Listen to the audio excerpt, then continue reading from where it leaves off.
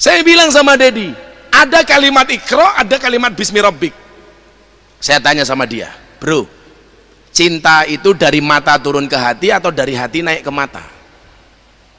Dia jawab, dari mata turun ke hati. Inilah kesalahanmu memahami agama. Kok salah? Bagaimana saya bisa cinta kalau mata saya tidak melihat, katanya.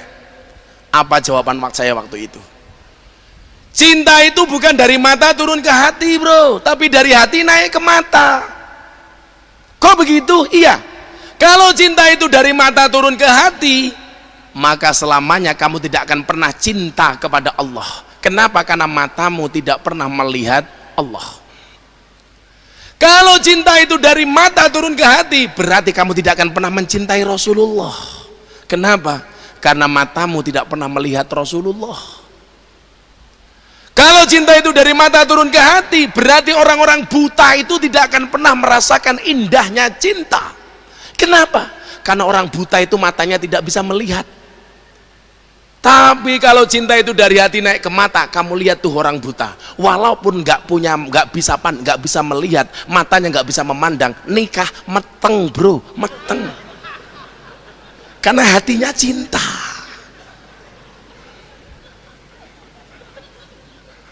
Kok profesor ketawa?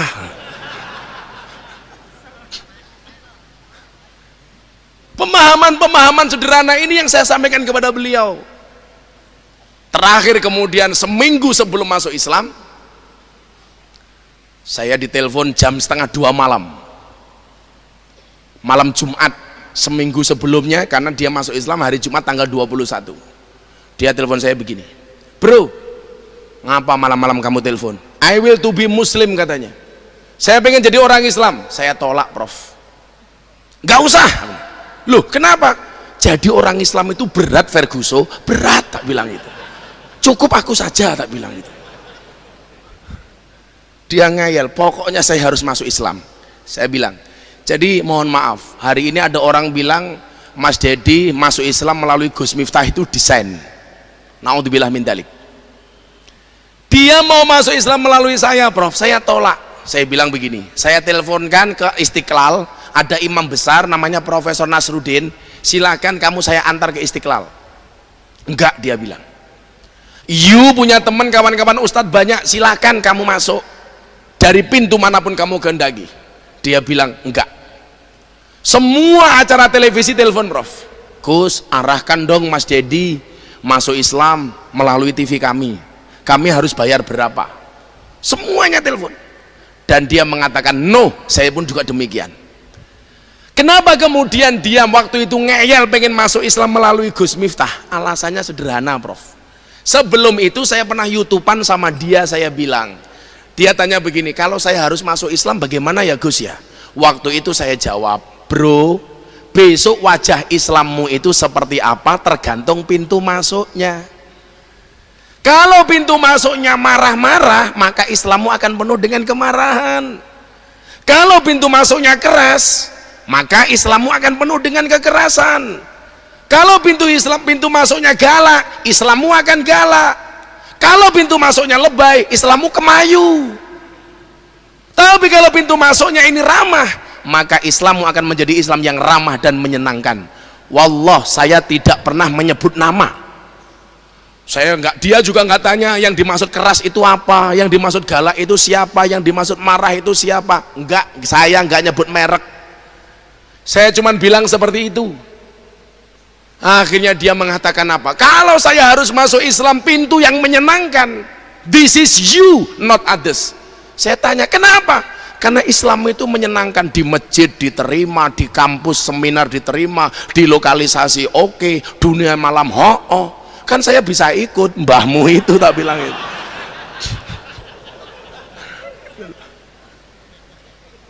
Jadi hari ini saya ngelus dodo, Prof. Ada orang yang mengatakan Dedi ini masuk Islam desain.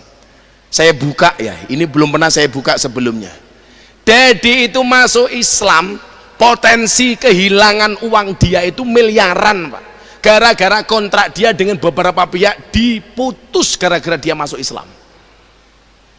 Maka kalau orang mengatakan Dedi masuk Islam desain karena mendapatkan uang miliaran, sensasi dan lain sebagainya, soal terkenal, Dia sudah terkenal Pak, nggak cuma di Indonesia, sudah dunia, di Amerika diakui. Siapa yang nggak kenal dengan Deddy Corbuzier? Soal uang dia sudah kaya Pak. Mohon maaf, populer, kurang populer apa dia? Oh, yang cari popularitas Gus Miftah. Apa saya mampu ngajak seorang Deddy kalau ini tidak jalan hidayah? Maka ya mohon maaf, ketika dia sudah masuk Islam, dia mengatakan sama saya, Islamnya itu menyenangkan Gus, tapi cangkemnya orang Islam menakutkan katanya. Ya Allah, di mana-mana saya ditanya, tanyakan ke Mas Deddy dong Gus, sudah sunat apa belum? Lah, urusannya sama kamu itu apa gitu loh.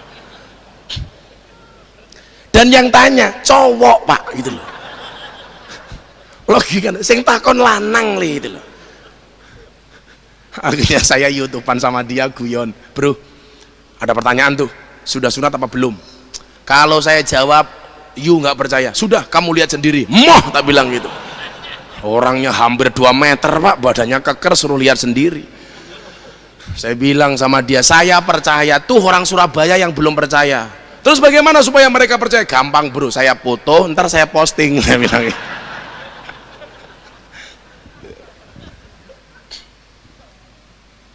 Dan semangat Islamnya dia luar biasa. Saya harus bisa baca Quran. Spirit yang kita kajian hari ini ya. Saya cari turutan Pak, ternyata di Jakarta nggak dapat turutan. Karena saya dari dulu kecil ngajinya turutan. Anak-anak sekarang nggak tahu turutan Pak. Kalau dulu kan asik. Apa bedanya turutan dengan Iqra? Iqra itu tidak pernah mengajarkan makhorijul huruf yang pas. Tapi kalau turutan, coba Anda lihat. Alif, ba, sampai dulu abah saya itu kalau saya ngaji, dilihat mimiknya, gesturnya, tidak hanya makhraj. Bagaimana kemudian ketika mengucapkan kalimat ba, saya cari kemana-mana nggak dapat. Karena saya pengen ngajari dia turutan waktu itu. Kalau Iqra kan langsung Pak, nggak ada seperti itu. Kalau dulu kita ini kan turutan ini. Begitu hijaiyah sudah hafal, sudah bisa, saya dulu 2 tahun cukup hijaiyah tok, 2 tahun. Begitu sudah bisa kan asik ngajinya. Alif fathah a, alif kasroh i, alif doma u, a i u, tak fathah ta, ha doma hu, kaf doma ku, tahuku. Akhirnya saya belikan Iqra. Ayo kamu baca. Lucu itu Pak, wong pinter toh, PhD itu kan, badannya gede, orang terkenal, ngajinya A, bah. Hal-hal seperti ini seharusnya apa? Menjadi penyemangat bagi kita.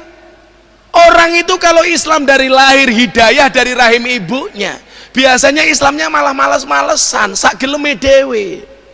Sementara orang yang baru masuk Islam semangatnya luar biasa Pak.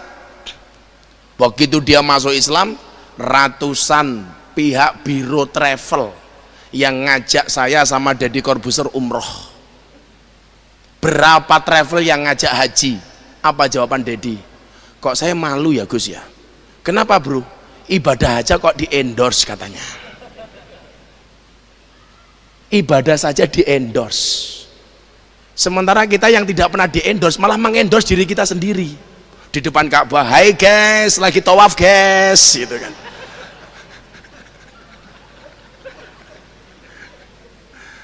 Ya Allah, latah kita itu. Maka tadi Takmir bilang, bagaimana konsepsi dakwah di era digital ini? Konsepsi dakwah di era digital ya tidak harus seperti itulah. Sekarang kan semuanya ditulis Prof. Puasa, traweh, Facebook. Buka puasa, Instagram. Puasa, cangkemnya di foto, Facebook lagi. Ya Allah. Lah kalau semuanya kita tulis di Facebook, di media sosial, kan kasihan Pak malaikat raqib atid, nganggur Pak itu loh. Makanya besok di yaumul hisab, raqib atid sudah tidak punya tulisan Pak. Begitu, oh subha kata Allah, hisab dia. Malaikat datang, HP-mu mana? Kenapa? Barang bukti gitu.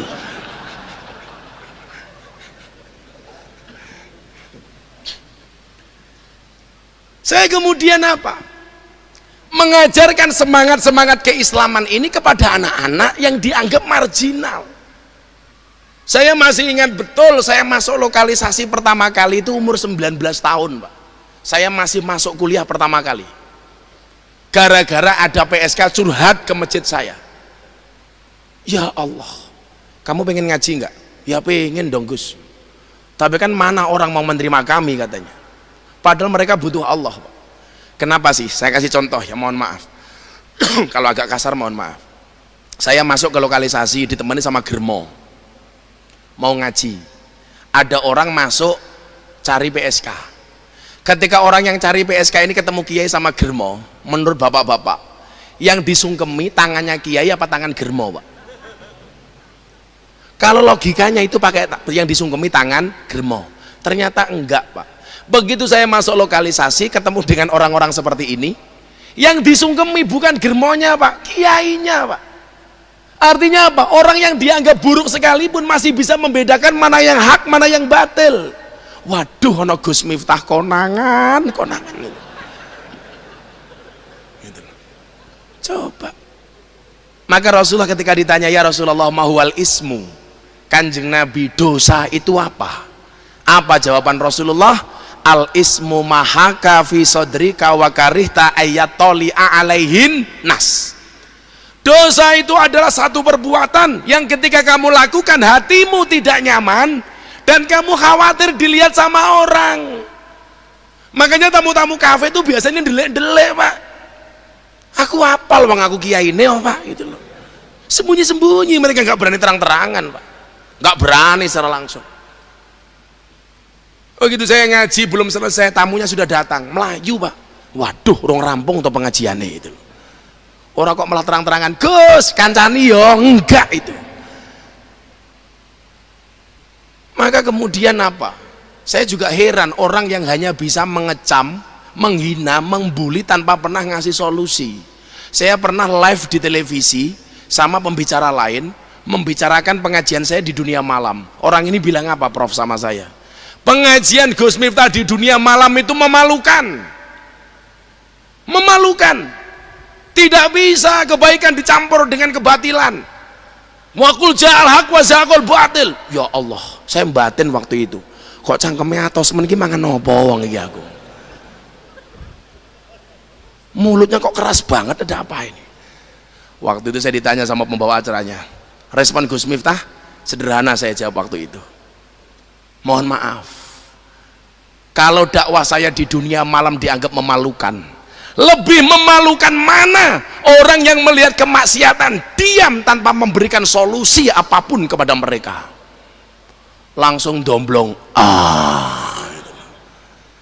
Maka saya sering mengatakan apa? Jangan pernah menghina pendosa seolah-olah kita tidak pernah berbuat dosa. Kalau seandainya kalian tahu betapa beratnya perjuangan seorang pendosa untuk mendapatkan jalan kembali,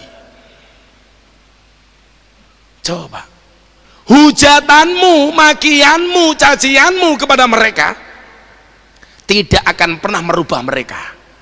Tetapi kalau kamu dengan ikhlas mendoakan mereka, bisa jadi doamu itu menjadi wasilah hidayah untuk mereka. Memang kan gak semuanya orang harus ke sana Prof, kan berat. Saya yakin profesor gak mampu, yang mampu Prof, berat Prof. Kalau Anda ikut saya khawatir masuk nggak mau pulang Prof gitu.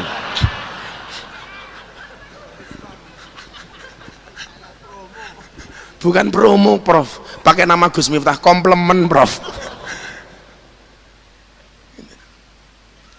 Saya selalu semangati orang-orang seperti itu, karena semangat Islam yang indah ini yang kita tawarkan kepada mereka.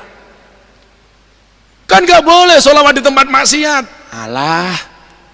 Kan nggak boleh sujud di tempat maksiat, siapa bilang? Al ardu kulluha masjidun illal makbaroh wal hamam. Bumi itu semuanya tempat sujud kecuali dua hal, kuburan dan hamam, toilet. Mereka saya ajak walaupun dalam keadaan mabuk, diprotes sama kiai saya, dimaki-maki. Kamu tahu nggak hadis yang menyatakan sholatnya orang mabuk tidak diterima 40 hari oleh Allah? Waduh, saya waktu itu bilang, sejak kapan orang ini jadi panitia pahala ya Allah waktu itu? Dan memang ini pernah ditanyakan sama anak-anak kafe ketika saya ajak sholat pertama kali. Gus, katanya orang mabuk sholatnya nggak diterima oleh Allah 40 hari, bagaimana dengan kami? Apa jawaban saya waktu itu? Mohon maaf mas, itu hadisnya orang normal, sementara kalian abnormal. Kalau nunggu nggak mabuk sholatmu kapan? Terus kami sholat dapat pahala apa enggak Gus? Saya jawab, mohon maaf Gus Miftah bukan panitia pahala. Selesai Pak. Kenapa toh?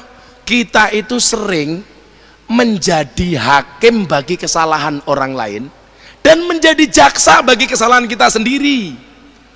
Lono wong dielek-elek sementara kesalahan kita nggak pernah kita lihat Pak. Maka saya katakan sama anak-anak di sana, lebih baik ahli maksiat yang khawatir dengan maksiatnya, dengan dosanya, daripada orang yang banyak amalan tapi sombong dengan amalannya. Makanya tadi hadis yang saya baca di awal sama ayat Az-Zumar tadi itu kesimpulannya di mana? Pada akhirnya surga itu akan ditempati oleh ahli maksiat yang akhirnya bertaubat, bukan orang yang sok suci namun pada akhirnya tersesat. Saya sampaikan kepada mereka, nah bisa jadi dosamu sebesar kapal, tapi ingatlah ampunan dari Tuhanmu lebih luas daripada lautan. Dan saya nggak pernah Prof menjadikan ini sebagai komoditas saya untuk terkenal. 5 tahun yang lalu saya sudah diminta oleh media televisi untuk sharing di acaranya. Gus, kan Gus Miftah ngaji di lokalisasi sudah lama nih, 10 tahun, mau nggak diliput TV? Saya tolak Prof. Saya tolak. Ketika anak-anak di lokalisasi tahu kenapa bah kok ditolak, jawaban saya waktu itu adalah 5 tahun yang lalu, Allah menciptakan Miftah tidak untuk menjadi orang terkenal, tapi untuk mengenalkan Allah kepada mereka yang belum kenal. 5 tahun yang lalu. Sampai akhirnya sholawatan saya di kafe Bali diambil oleh wartawan, kemudian di share. Akhirnya apa? Hari Jumat sore saya pengajian di kafe itu, Minggu pagi muncul di Lamtur, Lambe Turah, yang nonton langsung 3 juta, yang komentar 15.000 lebih. Kok 15.000? 150.000, dan semuanya mencaci saya Prof. Ini penistaan, zina mata. Kenapa yang sholawat roknya pendek semua? Loh, saya nggak bisa ngatur bro, mereka itu hanya salah kostum. Mbaknya tingginya 180 cm, pakaiannya hanya 1 meter, gitu saja sebenarnya. Maka kalau kemudian ini menjadi wasilah kemudian orang mengenal dakwah itu, wallah nggak ada